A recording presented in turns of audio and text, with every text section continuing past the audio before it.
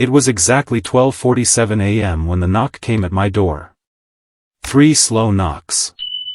Not loud. Not desperate. Just calm enough to send a chill through my entire body. I remember staring at the clock on the wall for several seconds, hoping I had imagined it. Outside, the rain was falling heavily, tapping against the windows of my tiny apartment like restless fingers. The entire city seemed asleep, buried under darkness and thunder. Then the knock came again. 3 more knocks. I stood up slowly from the couch, my heart beating harder with every step toward the door. Nobody visited me at midnight. Nobody even knew where I lived except a few coworkers. For a moment, I thought maybe it was a neighbor needing help. But something felt wrong. Something deep inside me whispered that opening that door would change my life forever. I looked through the peephole. And the moment I did, my blood turned cold. Standing there beneath the flickering hallway light was my father. The same father I had buried 11 years earlier. I stumbled backward so hard that I nearly fell onto the floor. My breathing stopped. My mind refused to process what my eyes were seeing. Because my father was dead. I had stood beside his grave. I had watched them lower the coffin into the ground. I had cried until my chest hurt. Yet there he was. Older. Thinner. Soaked by rain. But unmistakably him. Another knock echoed through the apartment. "Daniel," the voice said softly. "Please open the door." My knees weakened instantly. That voice. No human being could ever forget the voice of their father. I wanted to run. I wanted to scream. Instead, somehow, my trembling hand unlocked the door. The moment it opened, cold air rushed inside. He stood silently for a few seconds, staring at me with tired eyes that carried years of pain. Then he smiled faintly. "You look just like your mother," he whispered. I couldn't speak. My entire body felt numb. I remember touching his shoulder because part of me believed this had to be a dream. But he was real. Warm. Breathing. "How?" I finally whispered. "How are you alive?" His eyes lowered toward the floor. "That," he said quietly, "is a very long story." I let him inside. Even now, years later, I still question whether that decision saved my life or destroyed it. He sat at my kitchen table while I made coffee with shaking hands. I kept glancing at him every few seconds, terrified he might suddenly disappear like smoke. He looked older than 60 though he was only 52. Deep scars lined one side of his neck. His hands trembled slightly whenever he touched anything. For nearly 10 minutes, neither of us spoke. Finally, he looked at me. "They lied to you about my death." The sentence hit me like a hammer. "What do you mean?" "I never died, Daniel." I stared at him in disbelief. "You're saying, the funeral, the body." There was no body. He was right. Suddenly I remembered. The coffin had remained closed during the entire funeral. They told us the accident had damaged him too badly for viewing. At the time, I was only 19 and drowning in grief. I never questioned anything. Until that moment. My father leaned forward slowly. The people I worked for made me disappear. The room became silent except for rain hitting the windows. Growing up, my father worked as an accountant for a large shipping company. At least that's what I believed. But that night, sitting under the weak kitchen light, he revealed a truth that shattered everything I thought I knew. The company was a front. Behind closed doors, they smuggled weapons, laundered money, and paid off powerful people across multiple countries. My father had accidentally discovered financial records proving everything. "They wanted me dead," he said quietly. "So why aren't you?" "Because someone inside warned me before they could act."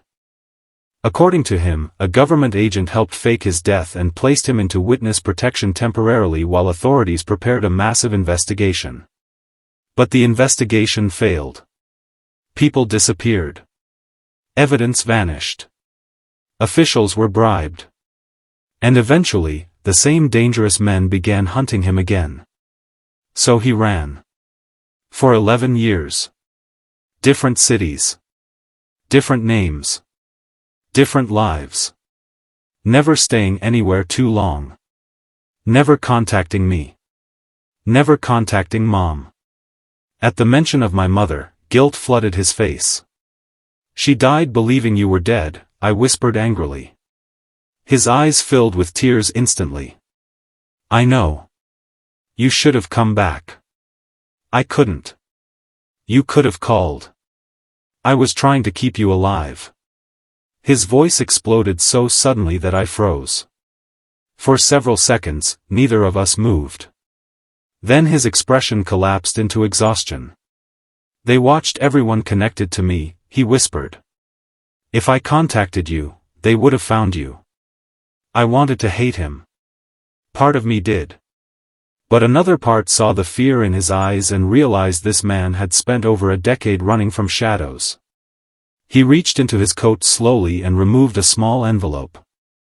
If anything happens to me tonight, he said, you need to take this. I didn't touch it. What is it? Proof. Proof of what? That the people after me are still operating. I finally grabbed the envelope with trembling fingers. Inside were photographs, bank records, names, and a flash drive. You went to the police? I asked. A bitter laugh escaped him. You still think the police can help? Then came the sound that changed everything. A car door slammed outside. My father instantly went pale. He rushed toward the window carefully and peeked through the blinds for less than a second before stepping back. They found me. Every hair on my body stood upright. What? You need to leave now. My mind spiraled into panic. Who found you?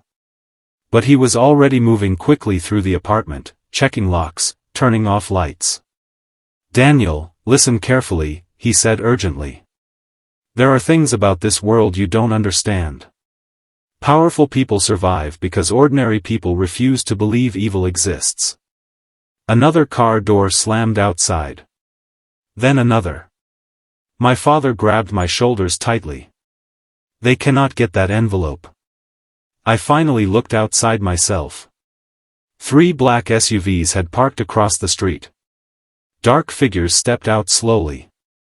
Even from the 3rd floor, something about them felt terrifyingly organized. Not criminals. Not random thugs. These men moved like professionals. Fear crashed into me all at once. Dad. He pulled a handgun from inside his coat. I had never seen my father hold a weapon before. The sight alone shattered the last piece of my normal life. Go out the back stairs, he ordered. What about you? I'll slow them down. No. Daniel, he shouted. For once in your life, listen to me. Heavy footsteps suddenly echoed from the hallway outside the apartment. They had already entered the building. My father pushed me toward the kitchen. There's no time. I stood frozen in terror. Then came a knock at the apartment door. 3 slow knocks. Exactly like before. Except this time, they felt like death itself had arrived. Nobody spoke. The knocking came again.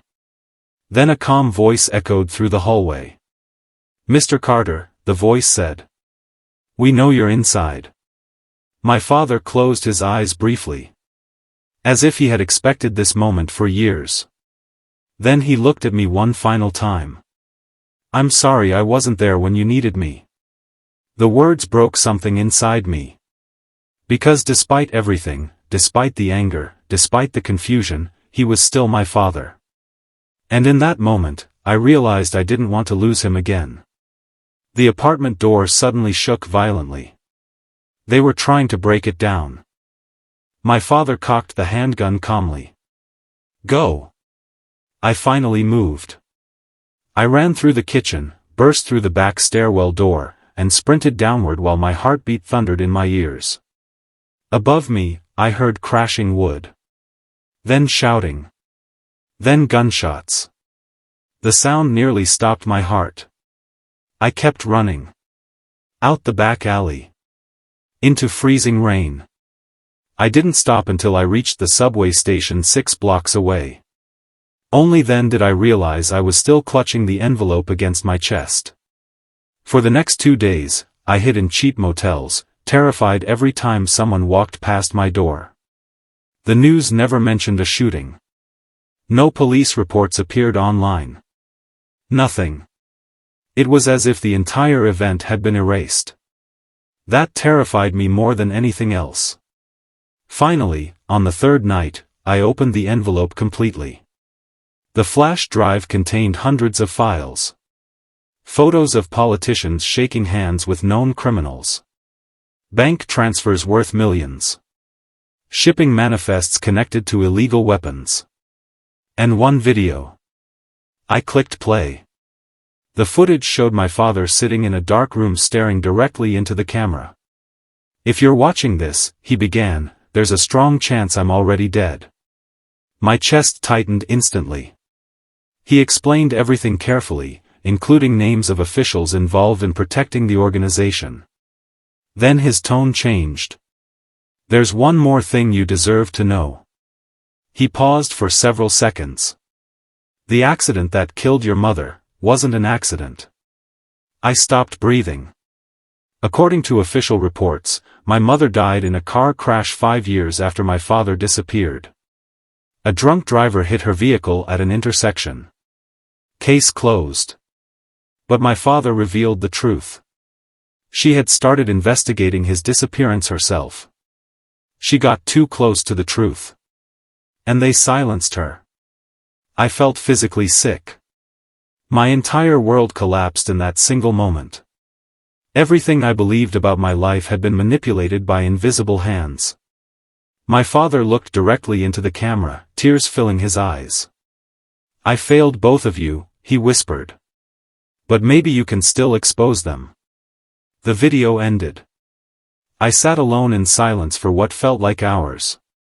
Then I made a decision. For the next 6 months, I worked secretly with an investigative journalist named Rebecca Miles. At first she didn't believe my story. Until she saw the files. What we uncovered went deeper than either of us imagined. Government contracts.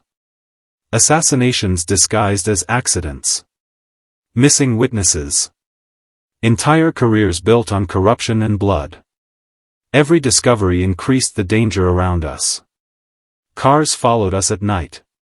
Phones clicked strangely during calls.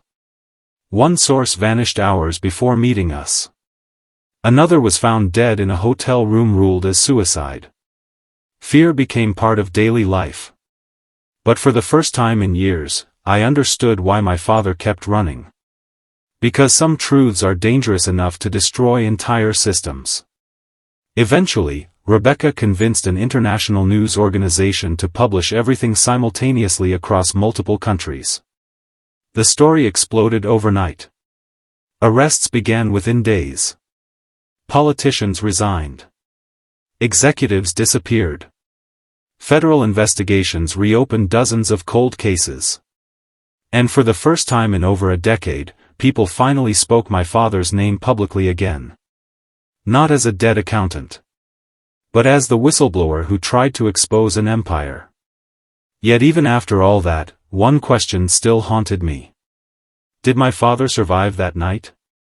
I searched for years. No body was ever found. No official record existed. Sometimes I convince myself he escaped somehow and started over again somewhere far away. Other times, I fear I already know the truth. But then something happened last winter. I returned home late during another heavy rainstorm. As I approached my apartment door, I noticed something lying on the floor. A small envelope. No stamp. No address. My hands trembled as I picked it up. Inside was a single photograph. It showed me as a child sitting on my father's shoulders at the beach. On the back, written in familiar handwriting, were 5 words. You were always worth saving. I stood there for a very long time staring at those words while rain echoed through the hallway. And in that moment, after years of anger and grief, I finally understood something important. Sometimes the people who love us most are forced to disappear not because they stopped caring, but because protecting us costs them everything. And sometimes, one knock at the door is enough to change your entire life forever.